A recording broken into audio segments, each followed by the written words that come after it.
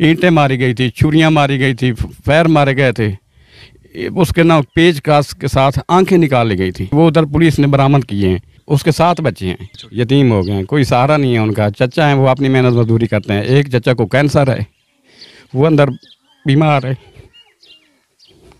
मैं क्या बयान करूं आपको।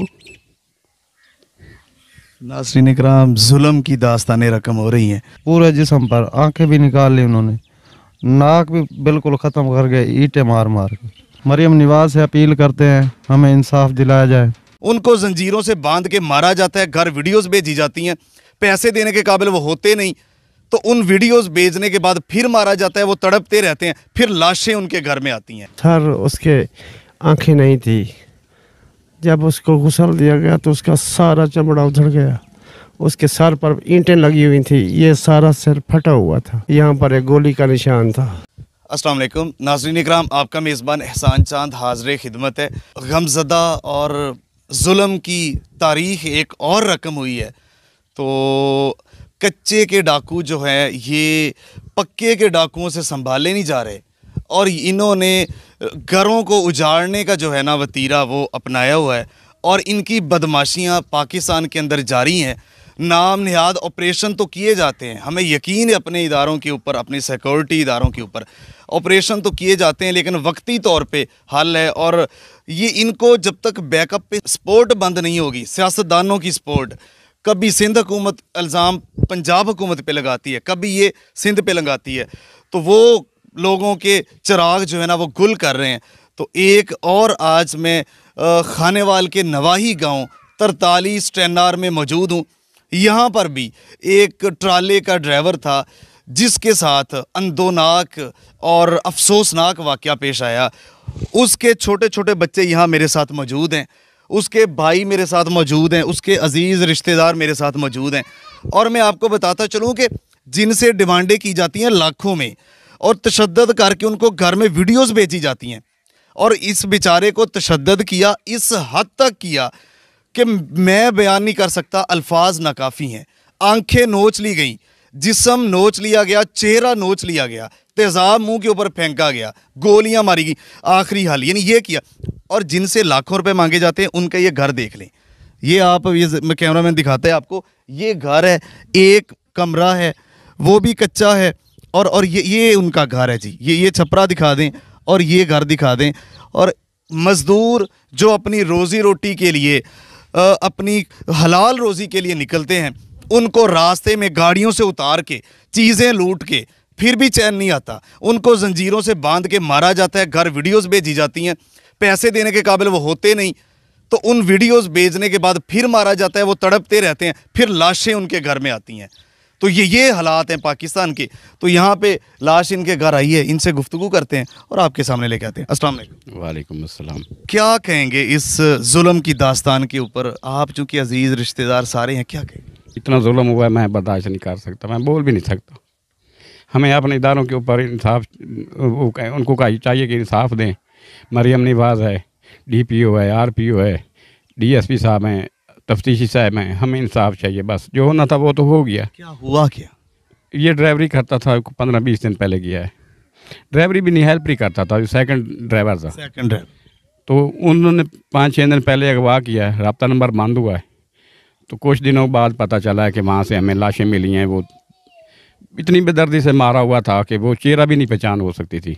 ईंटें मारी गई थी, छुरियां मारी गई थी, पैर मारे गए थे, उसके ना पेच कास के साथ आंखें निकाल ली गई थी। पेच कस के साथ आंखें? हाँ जी, वो उधर पुलिस ने बरामद किए हैं, हर चीज़ पुलिस ने बरामद की है। आगे हमें RPO से गुजारिश है, हमें इन बच्चों को फौरी इंसाफ दिया जाए, मेहरबानी। घर इधर लाश आई तो देख के क्या हालात थे? हम तो देख भी नहीं सकते थे, रोज़े के साथ मैं खड़ा हूँ, हम तो देख भी नहीं सके, ना देखने के काबिल थी। 5-6 दिन उन्होंने अंदर बंद लाश रखी है, शापरों में बंद लाश रखी है, तो उस लाश में डब्बे में बंद थी, हमें तो मुंह भी नहीं देखना नसीब। ये मुसलमान नहीं, ये दरिंदे, यानी आपने मारना है तो मतलब इस हद तक जुल्म? गाड़ी लूटनी है, लूट लो, मारो तो ना, ये तो ना करो, चिराग तो ना बुझाओ ना। एक अपने घर का कफील था वो। कितने बच्चे? उसके 7 बच्चे हैं। 7 बच्चे यतीम हो गए, छोटे छोटे यतीम हो गए हैं, कोई सहारा नहीं है उनका। चचा है, वो अपनी मेहनत मजदूरी करते हैं। एक चचा को कैंसर है, वो अंदर बीमार है। मैं क्या बयान करूं आपको। नाज़रीन इकराम, जुल्म की दास्तानें रकम हो रही हैं। और ये भाई है उनके, ये भाई भी मैं इनको आप सामने लेके आता हूँ। अस्सलाम वालेकुम। वालेकुम सलाम। क्या कहेंगे भाईजान इस जुल्म की, क्या हुआ कैसे? भाई मेरा गया 4 तारीख को ड्राइवरी पे, एक चक्कर किरांची लगा कर आए हैं, दूसरे चक्कर पर गए, उनकी लाश मिली है। हमें लाश भी ऐसे मिली है, मुंह पैर पाँव भी नहीं पहचाने जाते थे। इस पूरे जिस्म के साथ तशद्दुद। पूरे जिस्म पर आंखें भी निकाल ली उन्होंने, नाक भी बिल्कुल ख़त्म कर गए, ईंटें मार मार के बिल्कुल सारा चेहरा ख़त्म कर दिया। हम मुंह भी नहीं देख सके, इधर घर भी जी घर में किसी को नहीं दिखा सके? वालदा बूढ़ी थी क्या? नहीं जी। अब कोई बहन भाई कोई भी नहीं देख सके मुंह से। बीवी उसकी? नहीं जी। बच्चों ने नहीं कहा कि हमें अब्बू दिखाओ? हाल दवाई तो पाई है, लेकिन मजबूर थे, निकाल नहीं सकते थे, बदबू आने लगी थी, जिस्म में कीड़े पड़ गए थे, बहुत हालात ख़राब थे। कैसे दिखाते मुंह घर वालों को। क्या अपील करेंगे? मरियम निवाज से अपील करते हैं, हमें इंसाफ दिलाया जाए, मेहरबानी। नाज़रीन इकराम, ये आंसू, ये हाथ जुड़े हुकूमत वक़्त के आगे हैं, हमारी सिक्योरिटी इदारों के ऊपर हैं। तो ऐसे लोगों को आप गिरफ़्तार करके इन कच्चे के डाकुओं बदमाशों को आप बेनकाब करें। इनको स्टेट विद स्टेट, यानी स्टेट के अंदर स्टेट इन्होंने राज कायम किया हुआ है। जो भी आता है जिसको मर्ज़ी उठा लिया जाता है। मज़ीद हमारे साथ लोग मौजूद हैं, रिश्तेदार हैं उनके। अस्सलाम वालेकुम। वालेकुम सलाम। क्या कहेंगे भाई? भाई क्या कह सकते हैं, मैं गया था रहीम खां पहचान के लिए, मेरा नाम लिखा गया था, मुझसे तो पहचान नहीं हो सकी। लाश की पहचान नहीं हो सकी? जी, इतना तशद्दुद। इतना तशद्दुद। क्या हुआ क्या था लाश के साथ?